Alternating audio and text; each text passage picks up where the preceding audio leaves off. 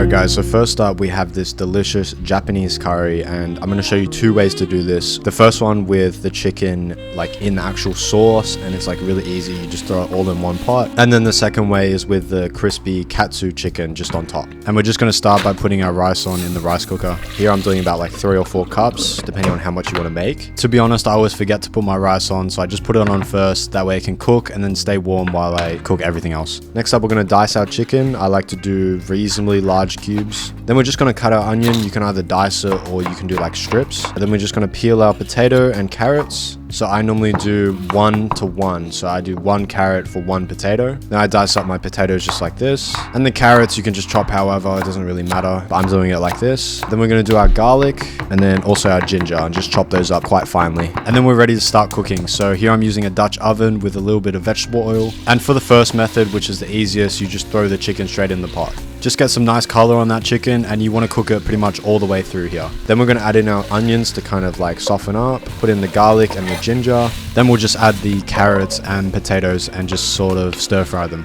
After a couple minutes, you want to add some boiling water. I think here I used about 750 mils. But when you buy the Japanese curry cubes, you'll see on the box how much water to use. I probably should have gone with slightly larger ones, but it'll be fine. Then you just want to break them up into their cubes, throw them in, and just kind of stir while you bring it back to a boil and then let it simmer. And then I'll show you the second method, which is with the katsu chicken. So I've just sliced the chicken breast down the middle, then you flour it, then into the egg, and then into the panko breadcrumbs to cover completely. And basically we're just going to fry it in some oil here. I probably should have a thermometer for this, but I just kind of like dip it in a little bit and just see if it kind of bubbles up the way I want it to. So once the oil's up to temperature, you just put it in, and you want to flip it every once in a while to develop that nice golden crust. I normally cook mine for about 5 minutes, but everyone's stove is going to be different obviously, so just cut one in half and just double check that you've cooked it through. Then I move it to paper towel and then slice it. And that's it. So to put it together, you just take your rice, your curry sauce, and if you've done the katsu chicken, just put that on top. And optionally, you can add a little spring onion. And I don't know about you, but this looks absolutely bussin'. So let's give it a try. Chicken's cooked. It's good. It's too good, man.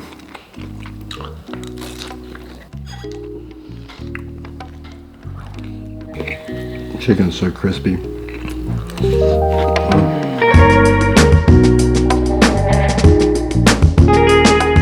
Alright, so next up we've got this vodka pasta, and the reason I like this vodka pasta for bulking, especially over like other pastas like bolognese and stuff, is because this one uses heavy cream, and obviously that's going to increase the calories a lot. But I'm going to show you 2 ways you can make this. So the first way, you can use any kind of like store-bought pasta, doesn't really matter. But the second way is making the pasta from scratch, and there's a few benefits to this. Like first off, you get more protein because you're using real eggs, and second of all, it tastes pretty good. But I understand not everyone's going to have the time or patience to be making this every single time, but it's actually quite a simple process. It's not too hard, and I'm going to show you 2 ways to do it, one with the rolling pin and one with the machine. Another alternative is also buying like protein pasta, or if you can find it, some shops will have like an egg pasta, like an egg fettuccine or something, and I've used that in the past, and it's really good to just get that little bit of extra protein. And I know I've been yapping instead of explaining what's going on, so I'll give you a quick rundown. Basically, you want to start with a flour well, add your eggs in, whisk them up, add a bit of salt, a bit of olive oil, and then you just want to mix that together, pulling in the flour from the side, and then just creating that egg mixture. Once you do that, you can use a bench scraper to help pull it all together, and then you just want to get in there with your hands and really knead it for about 10 to 15 minutes until it's nice and smooth, and then you just want to cover it with flour and plastic wrap, and then throw that into the fridge for about 30 minutes, but you can keep it in there for up to 6 hours. Then we're going to take our chicken. I'm using the breast here, but you can use thigh as well, of course. I just like to dice it up into cubes. So I'm going to season with salt, pepper, garlic powder, bit of oregano, bit of lime juice, olive oil, and just kind of mix that in and let it marinate. Then we're just going to chop our onion. So I've got 2 onions here. I've got a big one and a small one, just dicing it. Then we're going to mince our garlic as well. All right, and then by this point, I'm ready to take out my dough, and then we're just going to put it onto a floured workbench or chopping board, and I normally cut it into half, and I'll show you the 2 methods here to roll it out. So the first one is obviously with the rolling pin, and you just want to get a nice long sheet sheet that should look something like this. And you just want to get it as thin as you want. So I like my pasta quite thin, but obviously if you want it thicker, you can always leave it a bit thicker. And then the second method for rolling it out is if you have this KitchenAid or some kind of other pasta machine. There are ones that you can turn by hand as well. And then you just want to continuously like feed this through until you get to the desired setting. So I normally go all the way to 8, which is the highest setting. And you can see there, you can get it much thinner probably than you can by hand. And then when it comes to chopping this pasta, you can just use a cutting board and a knife, or you can use a bench scraper, which is what I'm doing here. So I'm just cutting off the edges, and then depending on how thick you want the pasta, you just cut it to that desired thickness. I've probably cut it too thick here, but it's not really a problem. And then for the machine, I use this fettuccine attachment, and as you can see, it just does it for you.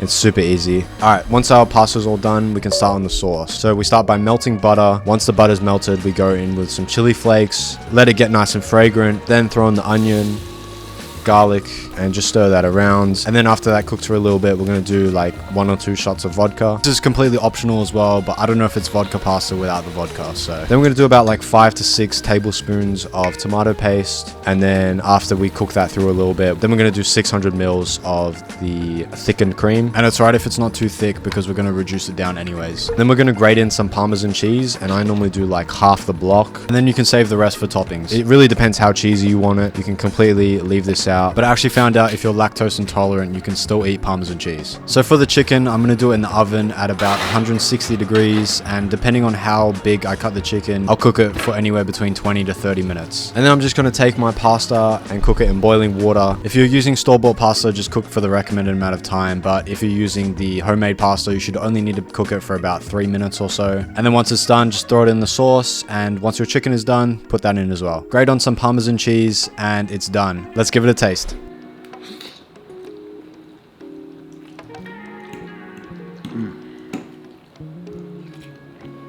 When you're bulking, like, you get sick of food really easily, but I have not gotten sick of this yet. Like, every time I eat it, it's just so good.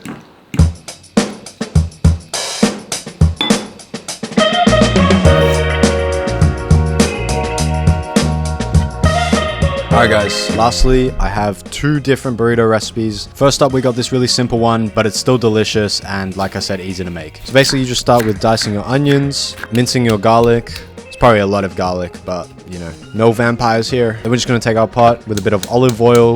We're going to add our onions, garlic, let that get nice and fragrant. And we're going to go with some beef mince. I've got a kilo of just normal beef mince, and just brown that. I'm going to season with cumin, garlic powder, paprika, a bit of pepper as well. Then we're going to do tomato paste, just a couple teaspoons. Going to take our coriander or cilantro, as you Americans call it, dice it up, take our avocado, and then just start making the guac. I like mine a bit chunky. I don't really like it too smooth, so I just use a fork and just kind of mash it a little bit. But like I said, I don't want to make it too smooth. I've already got the coriander in the bowl there. I don't know if you could see it. Just going to add lime juice, a bit of this hot sauce, some sour cream, and a bit of salt.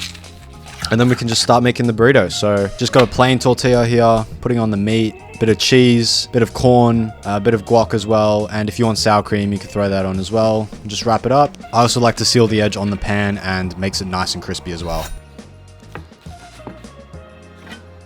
All right, let's give it a try.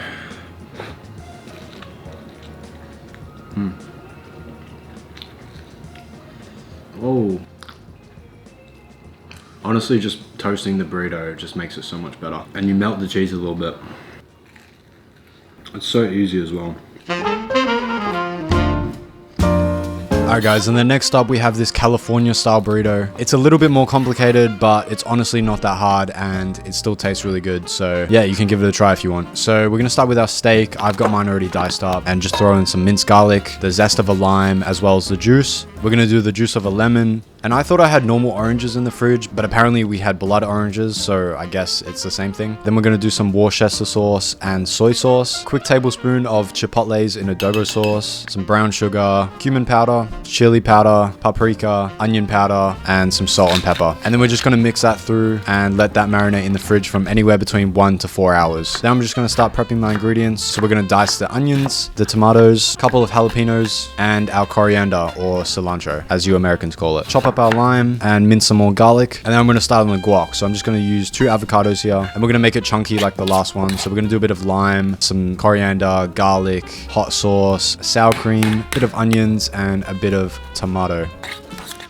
Alright, and then we're going to take our tomatoes, add some salt, lime juice, some onions, jalapenos, and coriander, and it just kind of makes this like acidic tomato mixture. Alright, and then we're going to cook everything up. So we're going to do our fries in the oven, but you can do these in the air fryer as well if you want. I just did them in a bit of oil to make them a bit more crispy. And then we're going to do our beef. So here I'm just heating up some vegetable oil, and then throw in the meat and try and sear it on both sides for about 2 minutes or so, and it should be perfectly cooked.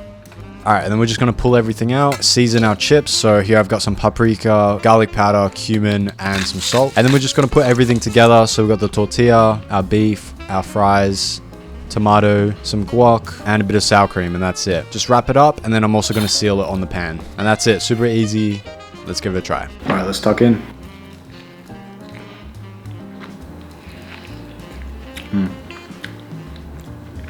The beef tastes really nice. Last bite.